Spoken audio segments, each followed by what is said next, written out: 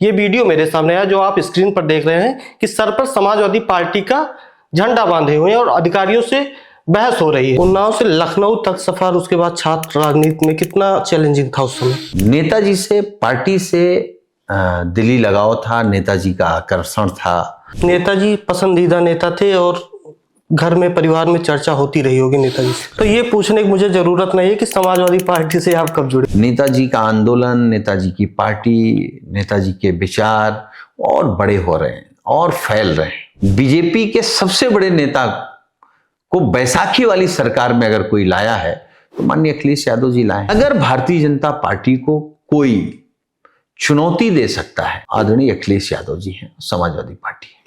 UP के मुख्यमंत्री बने, रक्षा मंत्री बने, क्या मानते हैं कि अब मुलायम सिंह यादव फिर से नहीं हो? ये तो पार्टी के कार्यक्रमों में नेताजी को देखने के लिए, नेताजी को सुनने के लिए कहीं न कहीं हम लोग खोज लेते थे। पढ़ाई के साथ साथ पार्टी का काम शुरू हो गया। अखिलेश यादव जी से पहली बार मुलाकात कब आपकी हुई थी? एक्सप्रेसवे उनका बनाया हुआ, आगे चल के आइए तो आपको मेट्रो दिखती है, उनकी बनाई हुई है। जनेश्वर पार्क दिखता है जी। पुलिस मुख्यालय दिखता है, इकाना स्टेडियम दिखता है, रिवर फ्रंट दिखती है। दिल्ली से आए और एयरपोर्ट से गिरफ्तार हो गए। हम लोग हजरतगंज में आंदोलन करते हुए, अभी भी आंदोलन कर सकते हैं आप लोग? कर सकते हैं, मतलब क्या, अभी बैरिकेटिंग दिल्ली में टूटे कितना हुआ। जी। मायावती जी की जब सरकार थी तब भी आप विपक्ष में थे, योगी जी की सरकार में विपक्ष में है, तो बेहतर किसको मानते हैं दोनों लोगों? जो अपराधी है, बलात्कारी है, जितना ज्यादा झूठ बोलता है, जितना ज्यादा भ्रष्टाचारी है, वो उतना ज्यादा उनका संरक्षण उसको प्राप्त है। छोटी गाड़ी अल्टो राष्ट्रीय अध्यक्ष जी चला करके हजरतगंज पहुंचे थे और उसके बाद हजरतगंज में तो हजारों नौजवान इंतजार कर रहा था। तो पुलिस नहीं लगी थी कि बाहर निकलने नहीं देना? पुलिस क्या ही करती। हाँ। समाजवादियों को पुलिस कभी नहीं रोक पाई ना। हाँ। कौन बैरिकेटिंग तोड़ेगा इसकी भी होड़ रहती थी। पहले कौन पहुंचेगा, तोड़ेगा, चढ़ जाएगा। बिल्कुल। समाजवादी पार्टी संघर्षों की पार्टी है। उसी संघर्ष की देन है कि समाजवादी पार्टी 2024 में 37 सीट पर जीती। हम बात करेंगे, सुनील सिंह साजन जी हमारे साथ हैं। बात 2000 से शुरू करेंगे, 2012 में सरकार कैसे बनी और मायावती जी की जब सरकार थी तो 5 साल जब विपक्ष में समाजवादी पार्टी रही। तो सुनील सिंह साजन जी छात्र राजनीति में थे, छात्र संगठन देखते थे, धरना प्रदर्शन में अखिलेश यादव जी के साथ रहते थे। कई फोटो वायरल हुई। सुनील सिंह साजन जी का एक वीडियो है, जब मैं लगभग 15 साल का था तो सोशल मीडिया पर स्क्रॉल कर रहा था। ये वीडियो मेरे सामने है जो आप स्क्रीन पर देख रहे हैं कि सर पर समाजवादी पार्टी का झंडा बांधे हुए हैं और अधिकारियों से बहस हो रही है। बहुत बहुत स्वागत है सर आपका। सर, बहुत बात करने को है, वो संघर्ष की भी बात करेंगे कि सर पे झंडा समाजवादी पार्टी का आप बांधे थे, लेकिन वही सवाल, पुराना सवाल जो हमारे दर्शकों ने किया कि आपका नाम साजन कैसे पड़ा? ये मैं कई बार बता चुका हूं और आपके कार्यक्रम के माध्यम से भी जी। क्योंकि हम लोग छात्र राजनीति का जब पहला चुनाव लड़ रहे थे केकेवी का, मेरा बीए सेकेंड ईयर था और एक लखनऊ में चलन है उपनाम की। जी। लेकिन चलन की वजह से नहीं, क्योंकि हमारा नाम इतना सामान्य है कि हर क्लास में 2-3 सुनील सिंह, सुनील यादव या सुनील कुमार सिंह। तो जब नामांकन हो रहा था तो लगा कई सुनील कुमार सिंह लड़ जाएंगे। तो मैंने अपने प्रोफेसर जो चुनाव अधिकारी थे, मैंने उनसे पूछा तो उन्होंने कहा कि एक एफिडेविट में आप कोई उपनाम लिख करके आप दे दीजिए, तो हम लोग उसी को एक्सेप्ट कर लेंगे। हालांकि तब हम लोग कम जानकारी थी, तब भी लगता था कि मेरे मन में आया कि हम पहले एफिडेविट बनवा लेंगे तो चुनाव वाले दिन भी दूसरा कोई बनवा लेके आ जाएगा तो दिक्कत होगी। तो हम लोगों ने पहले बनवाए नहीं, जिस दिन नामांकन था उसी दिन एफिडेविट। और नाम नहीं तय था? पहले नाम नहीं तय था और जब एफिडेविट बनने गया तब भी नाम नहीं तय था। और जब साथियों ने पूछा कि क्या नाम रखेंगे तो हम लोगों ने कहा कुछ भी लिख लीजिएगा, बस एक उपचुनाव तक है। हाँ, एक उपनाम हो जाएगा तो हम बाकी लोगों से या बाकी जो नामांकन हो रहे हैं उनसे अलग हो जाएंगे। तो साथियों ने लिख लिया सुनील कुमार सिंह और सुनील सिंह साजन। हालांकि मैं आपके चैनल में कह रहा हूं कि मैं खुद भी सहमत नहीं था इस नाम से। जब एफिडेविट आया तो आपको लगा कि ये कैसा नाम है? मुझे अजीब सा लगा, लेकिन दोबारा एफिडेविट बन नहीं सकता था। और हमारे जो सीनियर थे उन्होंने समझाया कि आप इसी से लड़ लेते हैं, बाद में खत्म कर लेंगे। तब हम लोगों को नहीं जानकारी थी कि ये नाम भी इतनी मदद करेगा राजनीति में। तो हम तो ये मान रहे हैं कि लकी नाम है, हम उसको अच्छा मान रहे हैं। तो ये नाम चुनाव जब जीते तो आप कोशिश नहीं की कि इस नाम से अब दूर हो जाते हैं? नहीं, बिल्कुल कोशिश की। जब हम लोग चुनाव जीत गए तब भी हम लोगों ने ये आपस में डिस्कस किया कि अब इस नाम का जिक्र नहीं करेंगे, लेकिन क्योंकि सोशल मीडिया तब थी नहीं जी, तब तो अखबार का ही इंतजार था। हम लोग चुनाव जीत के जश्न मना के घर चले गए। दूसरे दिन अखबार का जब आया तो लिखा था कि केकेवी के उपाध्यक्ष बने साजन। चलता गया, तब से लेकर अब तक चल रहा है। चर्चित हो गया नाम। हाँ, ठीक बात हम कह सकते हैं। लोग उस नाम से जानते हैं, उपनाम से भी जानते हैं। शासन चुनाव और भी लड़े थे आप? हाँ, ये मेरा पहला चुनाव था जिसका मैं जिक्र कर रहा हूँ, जो केकेवी डिग्री कॉलेज है। वहाँ 17 अप्रैल 2000 को हमारा नामांकन था वाइस प्रेसिडेंट का, और 20 अप्रैल 2000 को चुनाव था। उसी दिन हम लोग चुनाव जीते। आप सर उन्नाव से हैं, उन्नाव से लखनऊ तक सफर, उसके बाद छात्र राजनीति में कितना चैलेंजिंग था उस समय? देखिए, तब कोई जानता तो था नहीं कि सफर कहाँ से शुरू हो रहा है, कहाँ जाएगा। जी, हालांकि हम अभी भी नहीं जानते कि ये सफर कहाँ तक जाएगा। हम लोग तो पढ़ने आए थे। नेताजी से, पार्टी से दिली लगाव था, नेताजी का आकर्षण था, नेताजी का प्रभाव मन मस्तिष्क में था। और इतना था कि जब हम लोग पहली रात जो लखनऊ रुके हैं वो 8 अगस्त 1998 को रुके, क्योंकि दूसरे दिन ही हमारा एंट्रेंस था। जी। तो जब हम लोग एंट्रेंस नेशनल पीजी कॉलेज में दे करके निकले तो नेताजी की और लालू यादव जी की संयुक्त रैली थी उस दिन, और एंट्रेंस दे करके निकले, सामने नेताजी थे और नेताजी के पीछे लग लिए, उसी रैली में शामिल हो गए, काम करने लगे। नेताजी पसंदीदा नेता थे और घर में, परिवार में चर्चा होती रही होगी नेताजी से? नेताजी की चर्चा पूरे देश में होती थी। जी। हम लोग तो बचपन से नेताजी का नाम, नेताजी की जिंदाबाद, नेताजी का झंडा, नेताजी की बातें, हमने कहा ना कि नेताजी पहले से ही दिल और दिमाग में थे, तो देखने को मिल गए, उनके साथ काम करने का मौका मिला, तो इससे ज्यादा सौभाग्य कुछ हो नहीं सकता। तो ये पूछने की मुझे जरूरत नहीं है कि समाजवादी पार्टी से आप कब जुड़े, बचपन से जुड़े हैं? नहीं, आधिकारिक रूप में तो 98 में जुड़े। जी।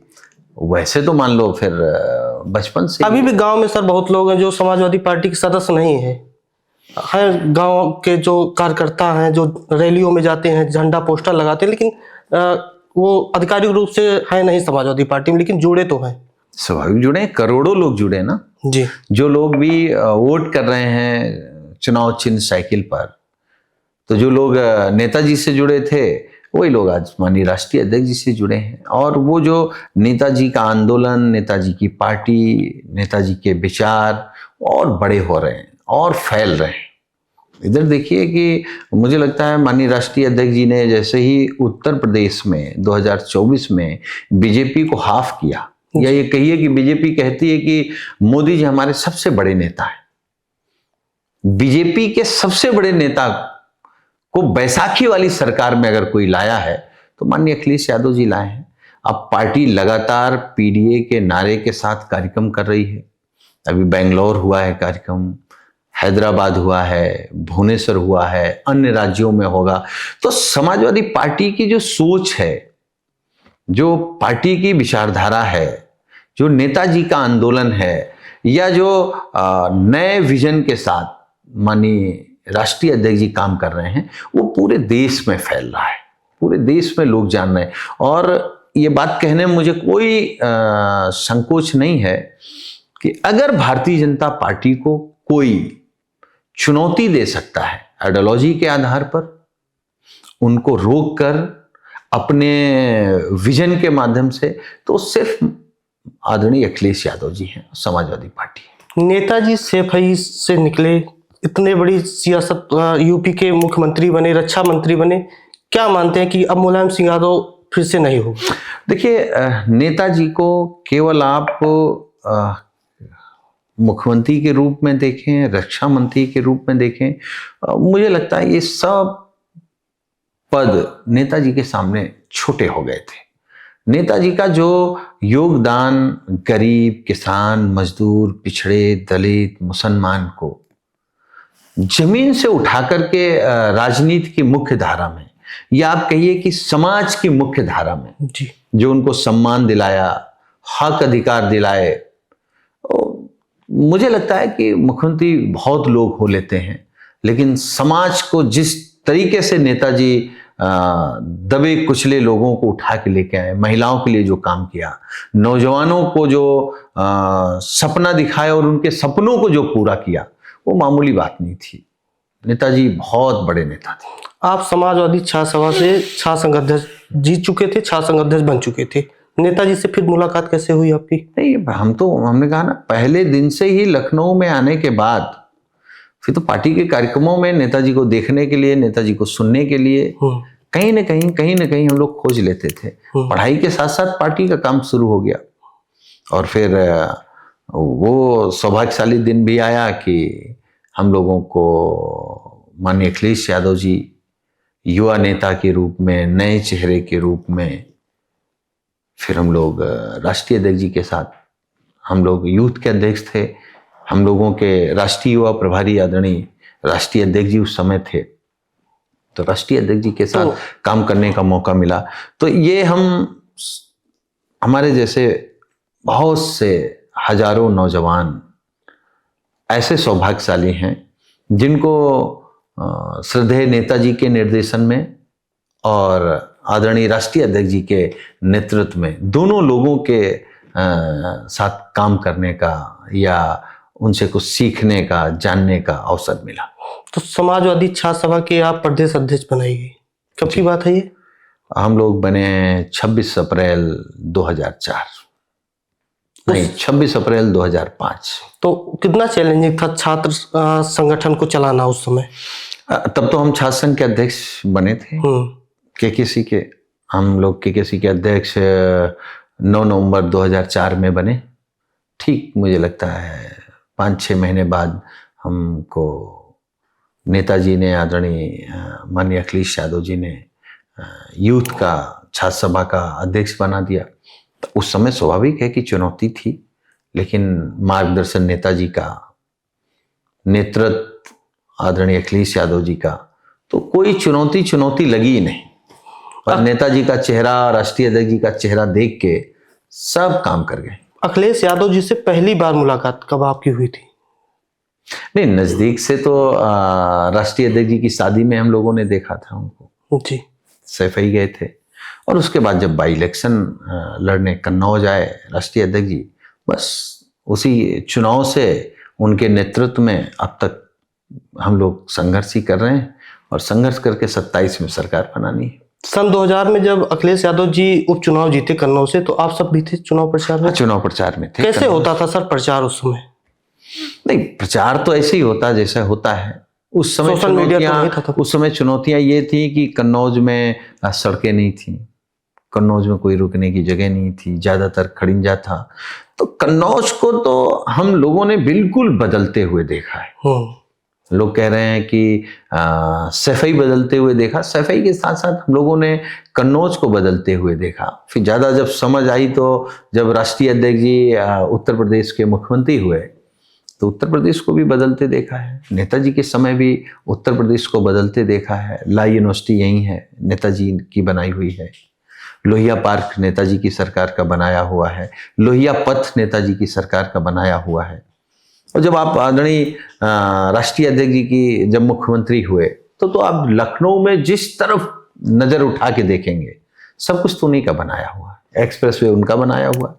आगे चल के आइए तो आपको मेट्रो दिखती है, उनकी बनाई हुई है।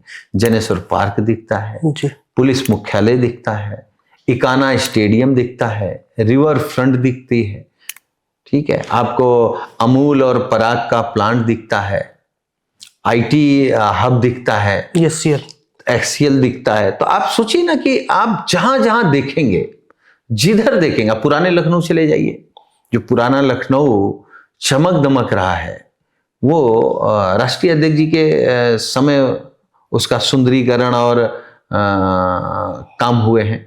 तो मुझे लगता है कि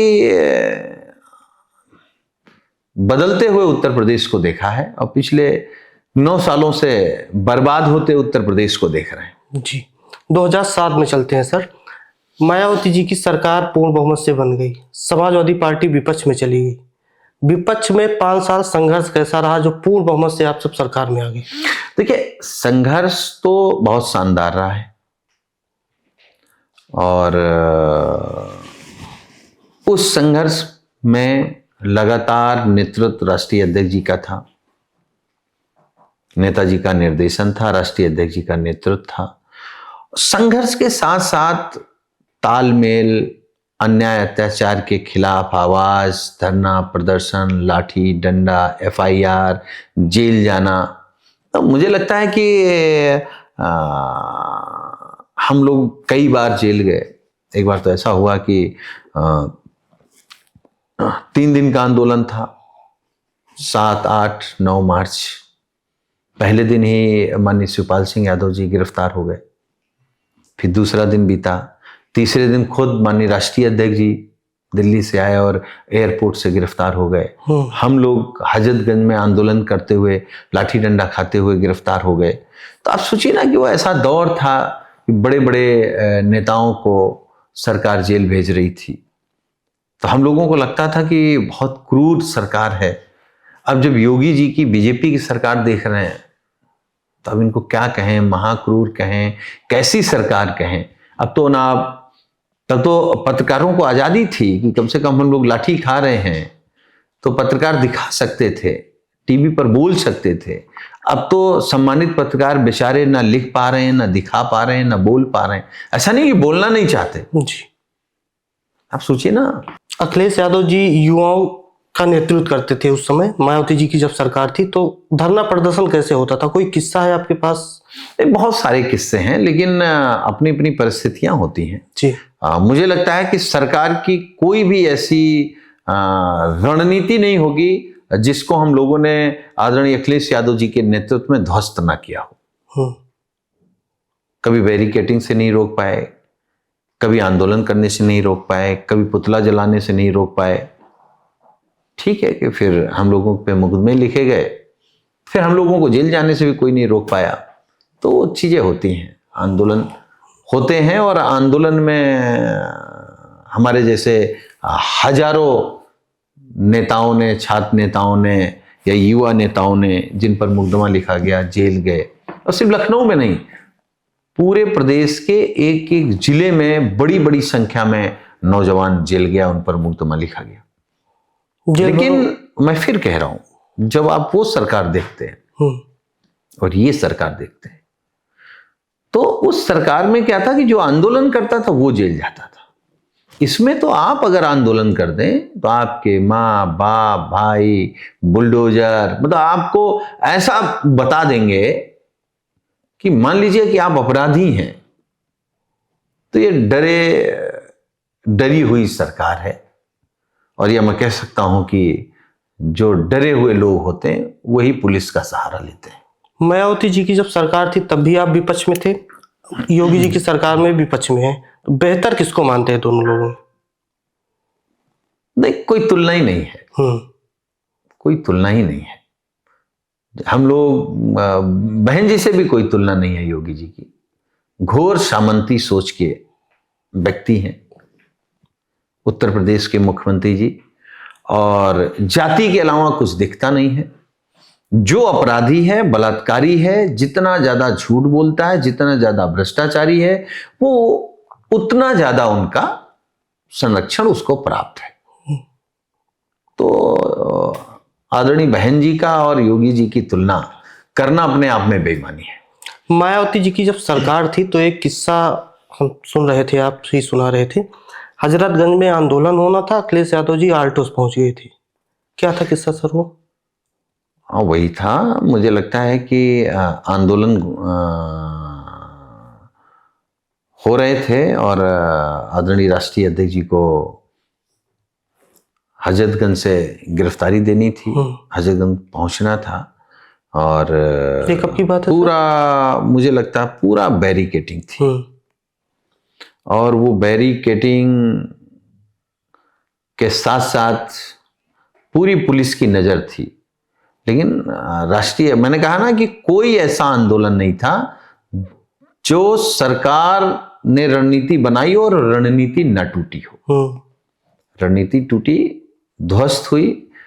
खुद एक छोटी गाड़ी अल्टो राष्ट्रीय अध्यक्ष जी चला करके हजरतगंज पहुंचे थे, और उसके बाद हजरतगंज में तो हजारों नौजवान इंतजार कर रहा था।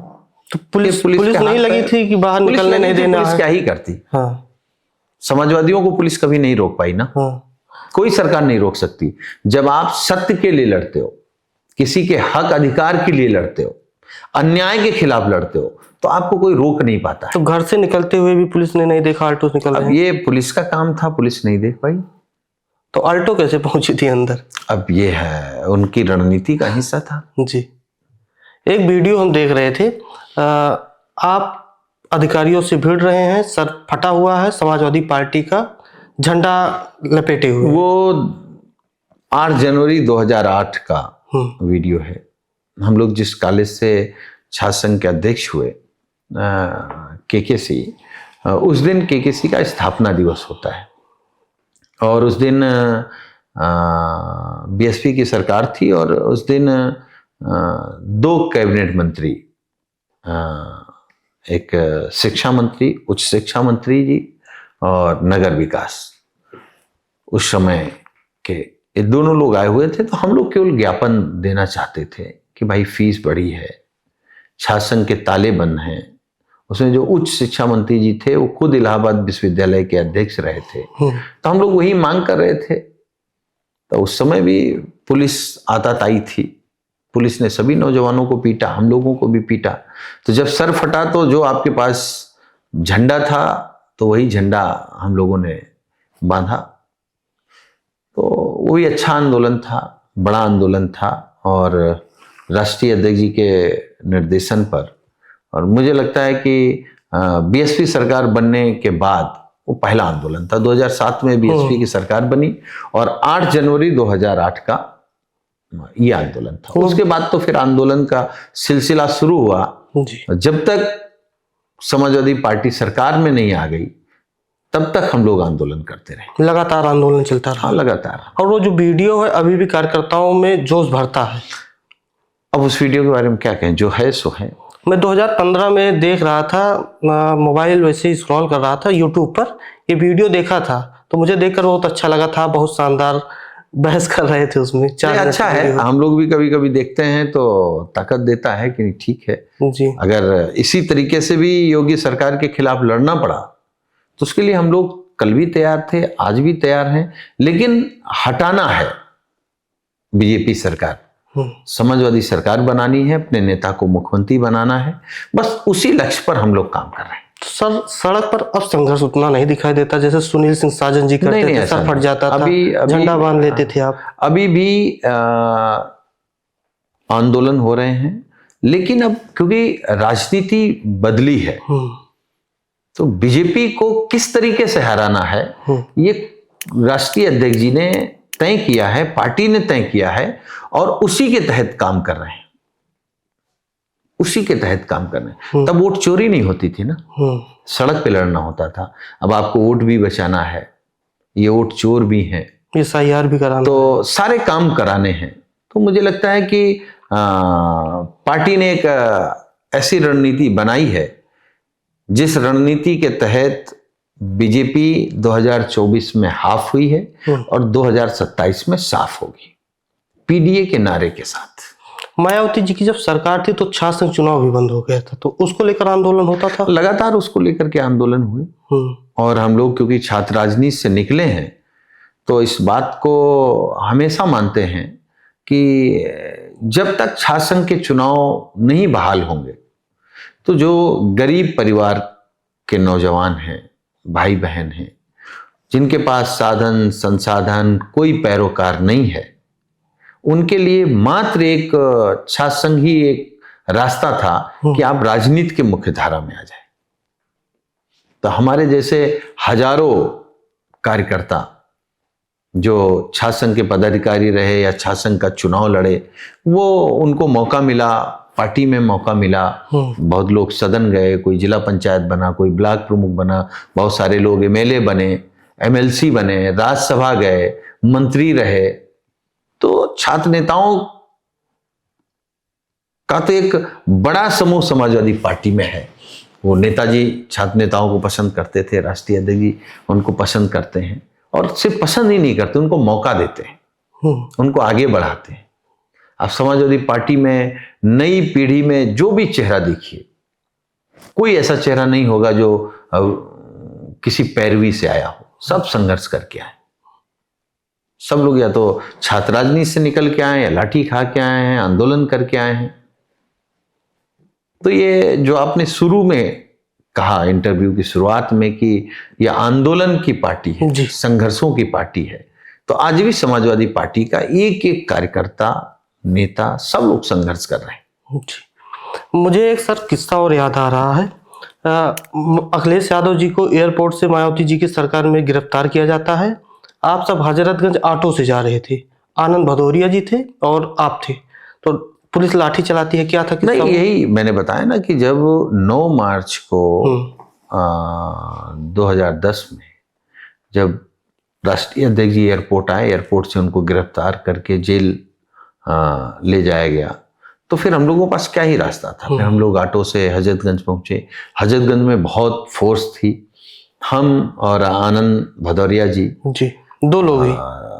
नहीं, अब क्योंकि हम दोनों लोग यूथ के अध्यक्ष थे, हम छात्र सभा के थे, वो लोहिया वाहिनी के थे, तो बाकी सभी साथ के लोग वहां इकट्ठा हो। आरी बगल समाजवादी पार्टी कार्यकर्ता थे इधर? हाँ, बिल्कुल थे। और हम लोगों ने सब कर रहे थे। आप सब जैसे पहुंचे धरना शुरू? देखिए, हम थे, आनंद भाई थे, बाकी हमारे सब साथी थे।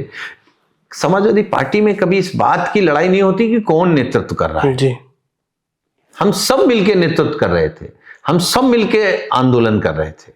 अखिलेश यादव जी को भी और वो घटना जिसका आप जिक्र कर रहे हैं वही है जिसमें एक पुलिस कमिश्नर ने आनंद भदौरिया जी के सर पर, गर्दन पे लात रखी। वो तस्वीर छपी, पूरे देश में गई। तो अन्याय तो जो सरकार भी करती है उस सरकार का पता नहीं चलता है, तो बीजेपी सरकार का भी पता नहीं चलेगा। उस धरना प्रदर्शन में अखिलेश यादव जी भी जाने वाले थे जो एयरपोर्ट से गिरफ्तार किया गया? आंदोलन ही चल रहे थे। 7, 8, 9 मार्च के आंदोलन थे। स्वाभाविक है गिरफ्तार 3 दिन वाला जो आंदोलन था। अगर स्वाभाविक है गिरफ्तार नहीं होते तो जाते, लेकिन हम लोग देर में पहुंचे जेल। आदरणीय अखिलेश यादव जी पहले जेल पहुंच गए। एनएक्सी में बसपा कार्यालय पर ताला भी लगाने का कोई किस्सा? नहीं, इस तरीके के बहुत किस्से हैं पूरे 5 साल। जी, वो बीएसपी के कार्यालय पर हो, मुख्यमंत्री कार्यालय पर हो, पार्टी ने एक आंदोलन का आह्वान किया कि हम लोगों को डीएम कार्यालय पर ताले डालें। तो हमने, आनंद भाई ने और हमारे साथियों ने तय किया कि हम लोग मुख्यमंत्री कार्यालय पर ताले डाल दें, क्योंकि असली निर्देश तो मुख्यमंत्री कार्यालय से। डर नहीं लगता था मायावती जी से? नहीं, डर कभी नहीं। डर नाम की क्या, डर किस बात का? कोई गलत काम तो कर नहीं रहे थे, किस बात का डर? मुकदमा डर, लाठी का डर? मुकदमे से थोड़े डर लगता है। आंदोलन में इस तरीके से तो अगर हमारे पुरखे डर गए होते, देश ही नहीं आजाद होता। फिर तो चंद्रशेखर आजाद जी डर गए होते, भगत सिंह जी डर गए होते।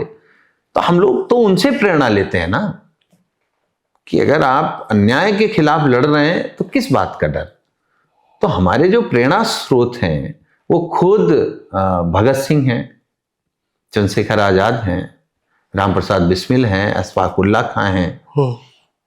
हम लोग तो गांधी जी अगर डरे होते तो आंदोलन हो पाता। डॉक्टर लोहिया खुद नेताजी संघर्ष करते रहे, कितनी बार लाठी डंडा जेल। तो मुकदमे से थोड़े डर लगता है।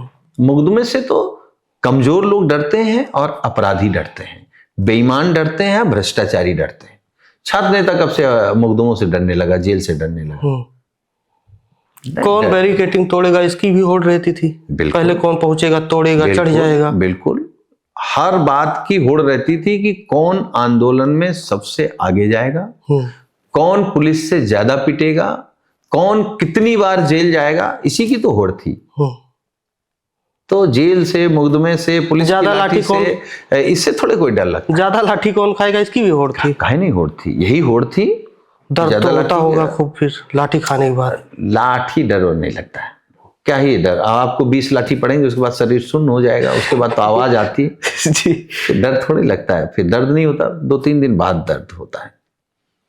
तो समाजवादी पार्टी में तो जुनून था लोगों को, आज भी है, कि पुलिस ना रोक पाए।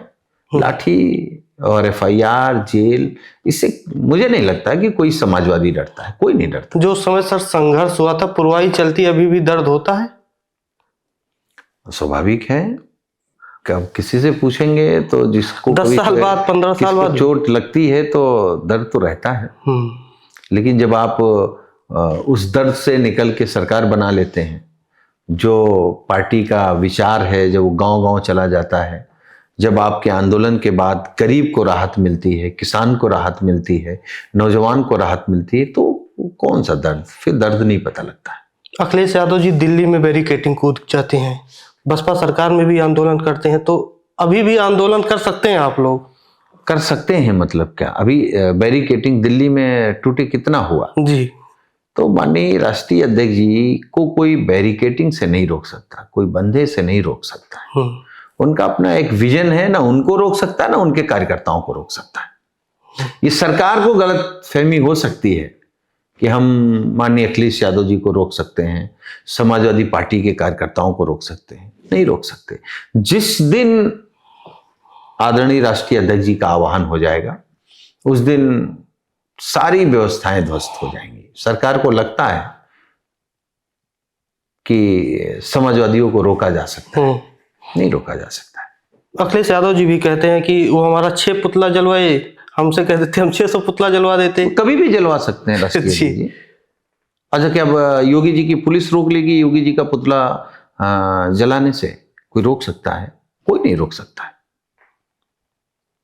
अब तो माहौल ऐसा है कि पुलिस भी चाहती है पुतला जले, पुलिस चाहती है कि सरकार हटे।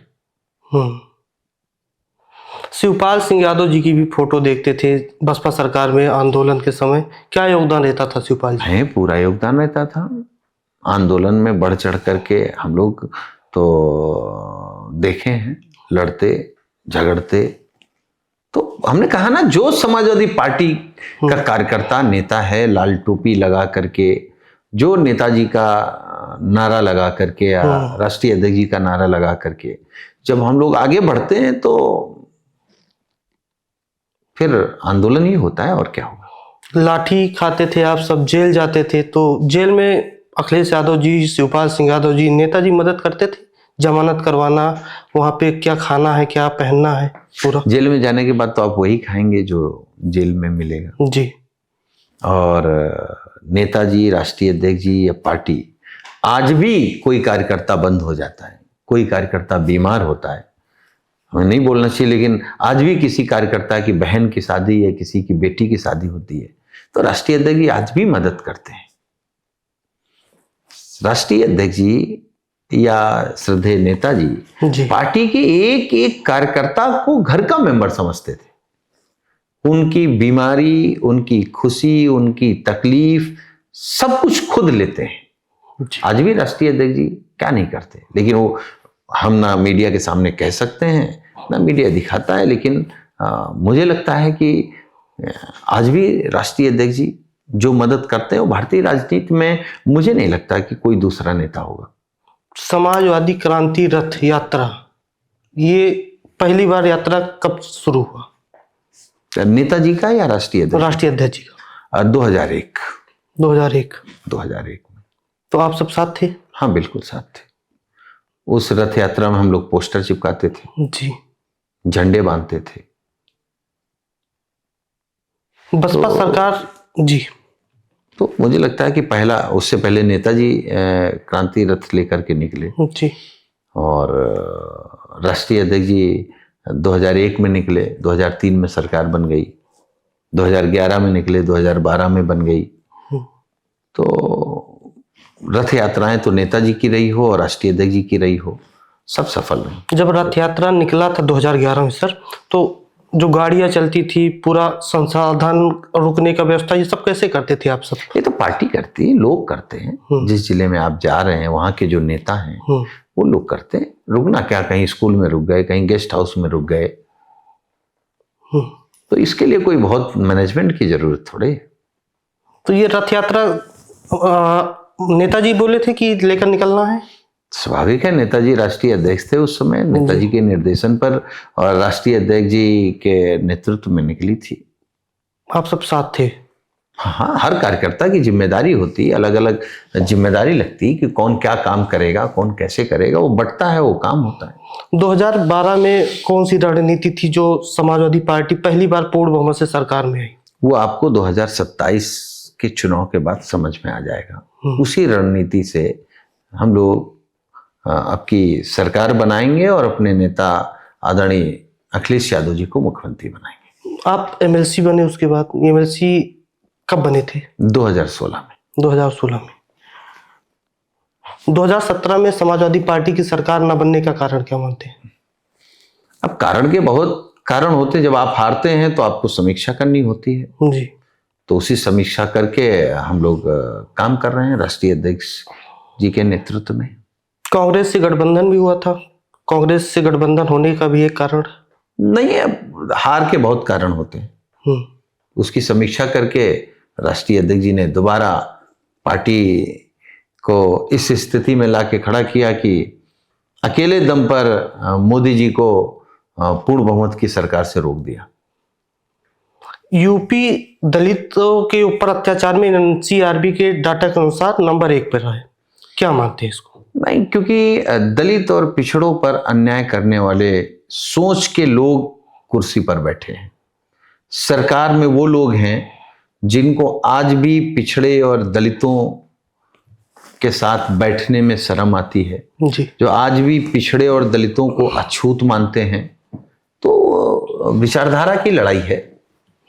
उस विचारधारा के लोग बैठे हैं जिनका संविधान पे आस्था नहीं है, जिनकी तिरंगे पे आस्था नहीं है, जिनको समाजवाद पे आस्था नहीं है, जिनको केवल आताताई लोग, गुंडे, माफिया, चोर, उचंगे, लफंगे ही पसंद हैं। वो कैसे पिछड़े और दलितों से प्यार कर सकते हैं? मायावती जी भी हाल में एक रैली की थी, उसमें तो समाजवादी पार्टी पर आरोप लगाई। मायावती जी कह रहे थे दलितों के ऊपर सबसे ज्यादा अत्याचार समाजवादी पार्टी की सरकार पर हुआ।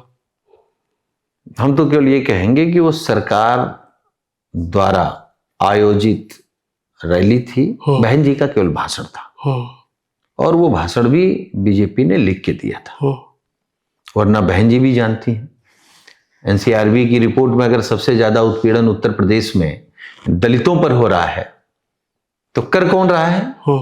बीजेपी कर रही है और बीजेपी का ही आभार और धन्यवाद प्रकट कर दिया बहन जी ने। तो पीडीए समाज, तो ये डर पीडीए समाज पूरा आदरणीय अखिलेश यादव जी के नेतृत्व में काम कर रहा है। कोई लड़ाई नहीं है।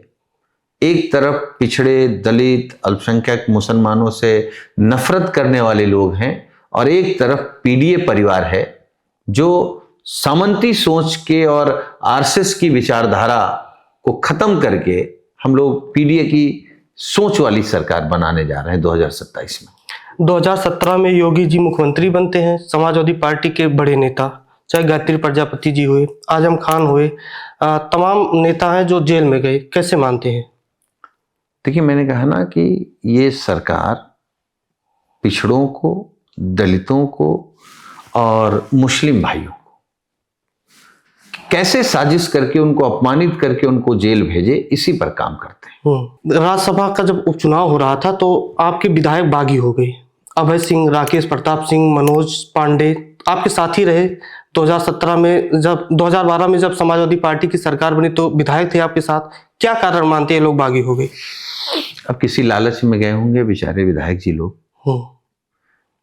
वो लालच पूरा हुआ कि नहीं पूरा हुआ, लेकिन जितने भी माननीय विधायक समाजवादी पार्टी को छोड़ के गए उनमें एक भी विधायक ने अपनी विधानसभा 2024 में बीजेपी को नहीं जिता पाए। तो इसका मतलब है कि आपने उन लोगों को भी अपमानित किया है जिन लोगों ने आपको जिता करके, बीजेपी के खिलाफ जिता करके आपको सदन भेजा था। जी। तो जनादेश का अपमान आपने किया, जनता जनार्दन के आशीर्वाद का अपमान किया है। तो अगर आपने जनता जनार्दन के आशीर्वाद का, जनादेश का अपमान किया है, तो उसकी सजा जनता जनार्दन ही देगी, किसी को देने की जरूरत नहीं है। उनमें से कोई भी माननीय विधायक अब दोबारा माननीय विधायक होकर के सदन में नहीं आएगा। अभय सिंह का एक वीडियो वायरल हुआ, राम मंदिर के अंदर गए, रोने लगे कि समाजवादी पार्टी हमको दर्शन नहीं करने दे रही थी। अब उस पर हम लोग क्या ही बोलेंगे, ये उनकी आस्था है। हमने उनका वीडियो वो भी सुना था जब वो कह रहे थे कि अगर समाजवादी पार्टी नेताजी या माननीय राष्ट्रीय अध्यक्ष जी हमको भगाएंगे भी तो हम नहीं भागेंगे।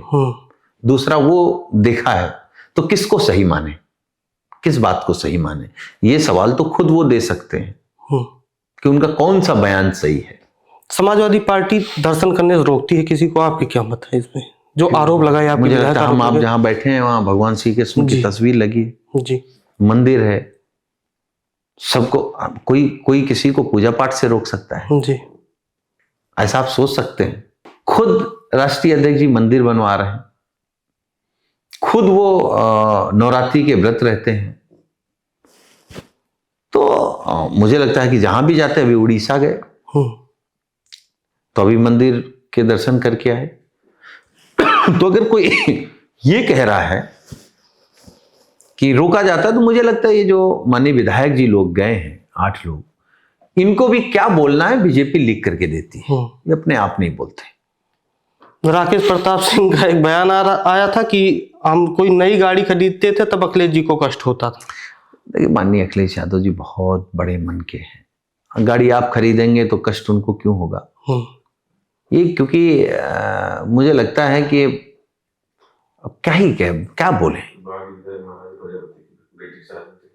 क्या ही बोले, ये कोई बात नहीं हुई ना। वो इतने बड़े नेता हैं जिन्होंने आपको लगातार एमएलए बना दिया, वो आपकी गाड़ी देख के उनको तकलीफ होगी, आपको विधायक बना के तकलीफ नहीं हुई। राज्यसभा चुनाव में एक विधायक बागी हुई थी, महाराजी प्रजापति, अमेठी से विधायक हैं, गायत्री प्रसाद प्रजापति जी की पत्नी है। उनकी बेटी की शादी थी, राष्ट्रीय अध्यक्ष अखिलेश यादव जी वहां शादी में चले गए थे। क्या संदेश देना चाह रहे थे? भाई, वो हमारी विधायक हैं, उन्होंने भाजपा को वोट नहीं दिया, भाजपा ने उनका वोट नहीं लिया, उनके लिए दरवाजा खुला अभी। अरे वो हमारी विधायक हैं, बागी तो हुई थी ना, वोट देने नहीं, हमारी विधायक हैं, अभी पीडीएस ही हैं, हमारी विधायक हैं। पीडी वालों पर कार्रवाई नहीं हुई है पूजा पाल को छोड़कर। हम कह रहे हैं कि जिनकी आप बात कर रहे हैं वो हमारी पार्टी से विधायक हैं, तो स्वाभाविक है, बेटी की शादी थी तो राष्ट्रीय अध्यक्ष जी गए थे आशीर्वाद देने। 2024 में कौन सी रणनीति थी जो समाजवादी पार्टी को 37 सीट पर ले आई? पीडीए का नारा, पिछड़े, दलित, अल्पसंख्यक, मुसलमानों को जोड़ के जो राष्ट्रीय अध्यक्ष जी ने अलग अलग नेतृत्व दिया। आप सोचिए कि भारतीय जनता पार्टी समाजवादी पार्टी पे आरोप लगाती है, तो आप हमारे 37 लोकसभा के सदस्य जो माननीय सांसद, उनको देखिए, ब्राह्मण समाजवादी पार्टी से जीते, क्षत्रिय समाजवादी पार्टी से जीते, भूमिहार समाज के लोग समाजवादी पार्टी से जीते, कुर्मी हो, निषाद समाज हो और मौर्य समाज हो या साक्य हैं, लोधी हैं, पासी बिरादरी का नेतृत्व है, गौतम बिरादरी का नेतृत्व, कौन सा समाज है जिसको नेतृत्व माननीय राष्ट्रीय अध्यक्ष जी ने नहीं दिया? यही रणनीति है कि बीजेपी हाफ हो गई है 24 में और 27 में। और रणनीति इतनी तगड़ी थी कि अयोध्या भी जीत गए आप सब, अवधेश प्रसाद जी। तो बेईमानी बीजेपी नहीं करते तो हम लोग मेरठ भी जीत जाते, टीवी वाले राम भी हार जाते। देखिए, सवाल ये है कि भगवान राम के रास्ते पर कौन है और भगवान राम के नाम पर चंदा चोरी, जमीन घोटाला कौन कर रहा है? यही है अंतर हमारे और बीजेपी में। हम लोग भगवान राम के दिखाए हुए रास्ते पर चल रहे हैं, ये भगवान राम का क्या रास्ता था? पिछड़े, गरीब, दलित, शोषित, वंचित, कोई तो उन्होंने गले लगाया। उन्होंने केवट को ही तो गले लगा करके राजा बनाया। सबरी मां के झूठे बेर खा करके ये संदेश दिया कि छुआछूत या भेदभाव नहीं है। जंगल में रहने वाले लोगों की सेना बना करके उस समय के सबसे बड़े पूंजीपति और अहंकारी व्यक्ति को हराया। तो यही तो समाजवाद है। समाजवाद में क्या है? हम लोगों का जो आंदोलन है, हम समाज में शैक्षिक बराबरी चाहते हैं, आर्थिक बराबरी चाहते हैं, राजनीतिक बराबरी चाहते हैं। और अब तो जब से हमारे नेता आदरणीय अखिलेश यादव जी का घर गंगा जल से धुलवा रहे हैं, वो मंदिर गए, मंदिर गंगा जल से धुलवा रहे हैं, तो हम लोगों ने जोड़ा है कि धार्मिक बराबरी भी चाहिए। आप सबको हिंदू कहते हो, लेकिन पिछड़े को हिंदू नहीं मानते हो, दलित को हिंदू नहीं मानते हो। हम तो आपके कार्यक्रम के माध्यम से जानना चाहते हैं कि अगर पिछड़ा, दलित, आदिवासी हिंदू नहीं है तो बता दीजिए फिर हिंदू कितने % है? हम अगर पिछड़ी समाज से हैं तो हिंदू नहीं है, और आप केवल एक ऐसे किसी समाज में पैदा हो गए तो आप हिंदू के ठेकेदार हो गए, सनातन के ठेकेदार हो गए। और जो ठेकेदार हैं कर क्या रहे हैं? जो हमारे पौराणिक मंदिर हैं आप वो तोड़ रहे हैं, आप काशी को बर्बाद कर रहे हैं, माघ मेले में आप शंकराचार्य को अपमानित कर रहे हैं, साधु संतों को लात घूंचे और चोटी पकड़ के आप खींच रहे हैं। शंकराचार्य जी ने सही कहा है कि कुछ भी हो सकते हैं लेकिन हिंदू नहीं हो सकते, सनातनी नहीं हो सकते। इन सबको अपनी अपनी जांच करानी चाहिए। शंकराचार्य जी के बयान के हिसाब से मैं कह सकता हूं कि ये असली हिंदू, असली सनातनी नहीं है। तमाम कथावाचक तो हिंदू राष्ट्र बनाने की मांग को लेकर यात्रा लेकर निकलते हैं, हिंदू एक हो जाओ, वहीं दलितों पर अत्याचार में यूपी नंबर 1 पर है। देखिए ऐसा है, ये कथावाचक लोग ज्यादातर भारतीय जनता पार्टी का एजेंडा चला रहे हैं। और कथावाचक भी कौन होगा? पिछड़ा होगा तो आप चोटी नोच लोगे, दलित होगा तो आप दौड़ा के मारोगे, दलित को आप पेशाब करके छटवाओगे, थूक के छटवाओगे। तो ये कथावाचक सब अपनी दुकान चला रहे हैं, अपना घर चला रहे हैं कथा कह करके। कथा में क्या कहते हैं? जो असली कथावाचक हैं वो किसी दल, किसी व्यक्ति, किसी जाति, किसी मजहब के बारे में नहीं टिप्पणी करते, तो भगवान की कथा सुनाते हैं। आधे ज्यादा कथावाचक ऐसे जिनको भगवान की कथा ही नहीं आती है। आप देखते नहीं रील में किस किस तरीके के बाबा बात करते हैं। तो जो असली साधु संत हैं उन पर कोई टिप्पणी नहीं है, उनकी उन पर आस्था है। वो समाज में लोगों को दिशा दे रहे हैं, लोगों को आध्यात्मिक मार्ग पर ले जा रहे हैं और वो काम कर रहे हैं। वो जो असली संत हैं वो किसी दल, किसी को अच्छा, किसी को बुरा, वो सबको एक दृष्टि से देखते हैं, मानवता की दृष्टि से। वो संत हैं। अब सारे कथावाचक अपने आप को संत कहने लगे तो आप फिर लिस्ट बनाइए इस देश में कितने संत हैं। कल से आप कपड़ा पहन लीजिए भगवा, संत हो गए और आप हो गए संत। आपको क्या आता है क्या नहीं आता है। तो एक बात तो समाज में साफ होनी चाहिए, जो कथावाचक हैं वो संत नहीं है। कथा पढ़ते हैं, कथा सुनाते हैं। संत और कथावाचक में फर्क मानते हैं? अरे भाई, संत तो सब कुछ छोड़ देता है ना। मतलब कथावाचक और संत की अगर आप तुलना करने लगेंगे तो संतों का बहुत बड़ा अपमान होगा। जब आप कुछ ना कर पाइए तो भगवा कपड़ा पहन लीजिए और कथावाचक हो जाइए। समाजवादी पार्टी के आप प्रवक्ता हैं, डिबेट में एंकर भाजपा प्रवक्ता सहयोगी को बैठा देते हैं, चाहे जेडीयू के नेता को जेडीयू प्रवक्ता को बैठा देते हैं, एक राजनीतिक विश्लेषक बैठ जाता है। कैसे देखते हैं, कैसे फेस करते हैं ये सवाल? देखिए, हम लोगों को कोई फेस करने में दिक्कत नहीं है। अगर ये बात पूरा देश जान रहा है कि एंकर भी बीजेपी की बात कर रहा है, उनका प्रवक्ता भी बीजेपी की बात कर रहा है, उनके सपोर्ट में भी बैठे लोग बीजेपी की बात कर रहे हैं, तो आप छिपा क्या रहे हैं? देश की सीमाएं चाइना कब्जा कर रहा है, वही तो छिपा रहे हैं। देश की बेटियां गायब हो रही, अपहरण हो रहा, बलात्कार हो रहा, वही तो छिपा रहे हैं। शंकराचार्य अपमानित हो रहे हैं, यही तो छिपा रहे हैं। मंदिर तोड़ रहे हैं योगी सरकार, यही तो छिपा रहे हैं। योगी सरकार का भ्रष्टाचार, झूठ ही तो छिपा रहे हैं। बीजेपी सरकार पिछड़े और दलितों का आरक्षण खा रही है, यही तो छिपा रहे हैं। तो जो जितना पाप को छिपा रहा है वो उतना ही पाप का भागीदारी है। बनारस में अहिल्याबाई होलकर सेना धरना प्रदर्शन करती है। योगी जी कहते हैं एआई फोटो है, विपक्ष की साजिश है ये। उसके बाद जब धरना प्रदर्शन करते हैं लाठीचार्ज होता है, कई लोग गिरफ्तार कर लिए जाते हैं। मैं तो 2-4 दिनों से खुद नहीं जान पा रहा हूं जी, क्या खुद भी योगी जी एआई हैं या ओरिजिनल ही योगी जी हैं। हमारे नेता माननीय अखिलेश यादव जी ने तो कहा ना कि आप जांच करा लीजिए। मतलब मंदिर बुलडोजर से तोड़ रहे हैं आप,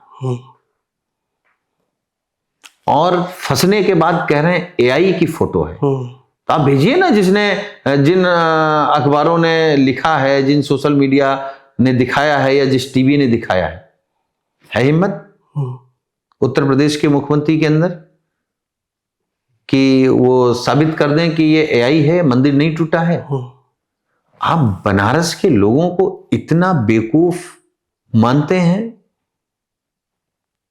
ये अपनी पार्टी के कार्यकर्ता अंधभक्त समझ लिए हैं क्या लोगों को, कि जो भी परोस देंगे उसको मान लेंगे? ये देश अंधभक्त नहीं है। आपकी पार्टी के कार्यकर्ता अंधभक्त हो सकते हैं, वो सब ताली बजा सकते हैं, थाली बजा सकते हैं, गो कोरोना कर सकते हैं, और आप मंदिर टूटते हुए मंदिर को कह दो कि एआई की फोटो, वो मान सकते हैं। लेकिन जो अंधभक्त नहीं है वो नहीं मान सकता है। देश नहीं मान रहा है, हिंदू समाज नहीं मान रहा है। हिंदू समाज बीजेपी के साथ नहीं है, वो शंकराचार्य जी के साथ है। जो लोग डरे हुए हैं वो सरकार के साथ हैं। जो नकली सनातनी, नकली हिंदू हैं वो बीजेपी के साथ हैं। जो असली हिंदू हैं वो मंदिर तोड़ने का विरोध कर रहे हैं, शंकराचार्य को अपमानित करने का विरोध कर रहे हैं, संतों को लात घूंसे से पीटने का और चोटी पकड़ करके मारने का विरोध कर रहे हैं। और जो विरोध नहीं कर पा रहे हैं उनको प्रमाण की जरूरत नहीं है, वो असली सनातनी नहीं है, नहीं है, नहीं है।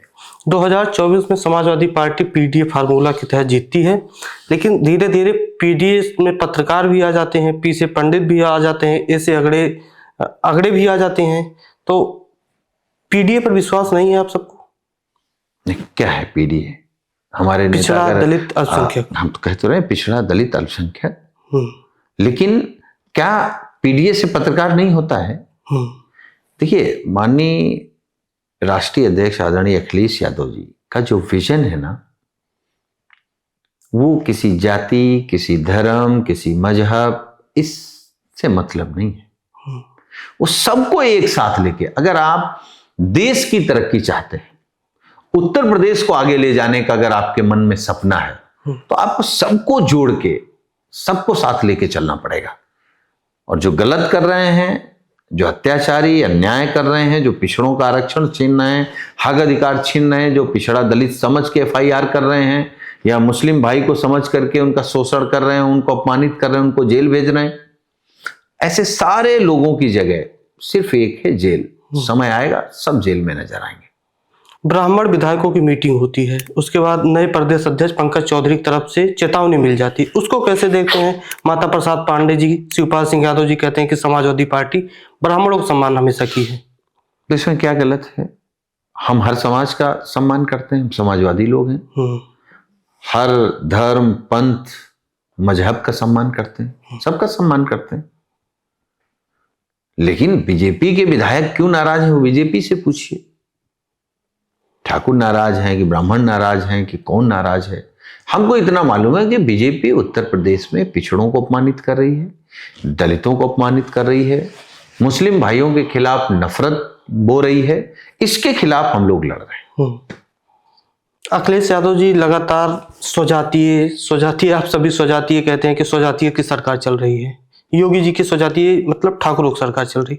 तो मानते हैं आप सब कि ठाकुरों की ज्यादा सुनवाई है, पीडीए की कम सुनवाई है? आप सब आरोप लगाते हैं। पीडीए की तो सुनवाई ही नहीं है, और मुख्यमंत्री जी की बिरादरी की सुनवाई है, ये बात बीजेपी के दूसरी बिरादरी के लोग ही बताते हैं कि हमारी नहीं चल रही, कुछ नहीं चल रहा है, केवल एक समाज की सरकार है। तो बीजेपी के लोग बताते हैं।